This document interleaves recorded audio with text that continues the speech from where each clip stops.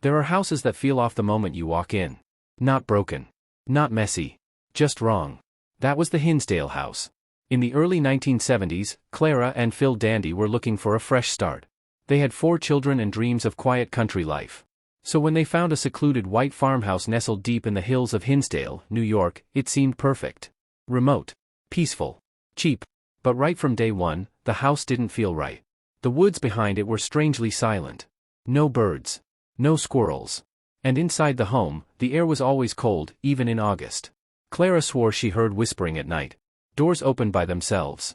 And one evening, while reading in the living room, she looked up and saw a pale woman in old-fashioned clothes standing at the top of the stairs. The figure vanished before Clara could even scream. They tried to brush it off. Maybe they were just adjusting. Maybe it was stress. But then the phone started ringing at odd hours. Static. Breathing. Sometimes a voice that whispered Clara's name. One night, the family dog refused to enter the house. It stood at the front door, whining and shaking, tail between its legs. Phil had to carry it inside. That same night, the children woke up screaming.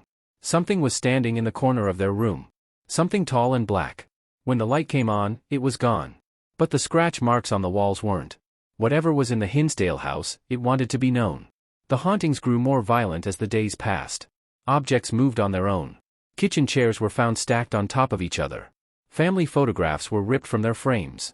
One morning, Clara found muddy footprints across the ceiling, as if someone had walked upside down while they slept.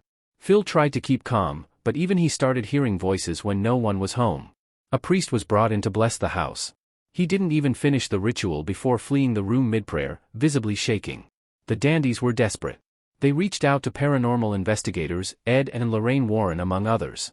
What they found was horrifying.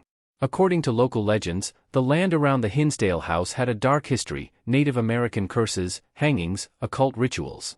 The basement was once used for cleansing ceremonies, but no one could say what that meant. During a late-night séance, investigators claimed a spirit named Michael spoke through one of the children. His voice deepened. His eyes rolled back. And in a voice that didn't belong to him, he whispered, "Get out or bleed." The Dandies should have left then. But they didn't. By now, the house had completely turned on them. Clara began having violent dreams, dreams of drowning, choking, being buried alive. One morning, she woke up with bruises around her neck. No one in the house had touched her. Their youngest daughter started speaking to the man in the mirror. She said he told her secrets. That he lived in the walls. That he would hurt them if they didn't stay quiet. It wasn't just the house anymore. It was inside them.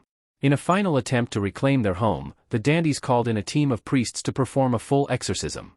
What happened that night was chaos. As prayers were shouted in Latin, the house shook. Lights exploded. Black liquid seeped from the kitchen faucet.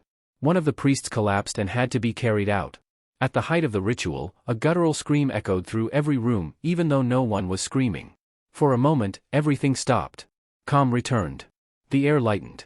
But it didn't last. A week later, the hauntings resumed. Stronger. Meaner. The family was broken.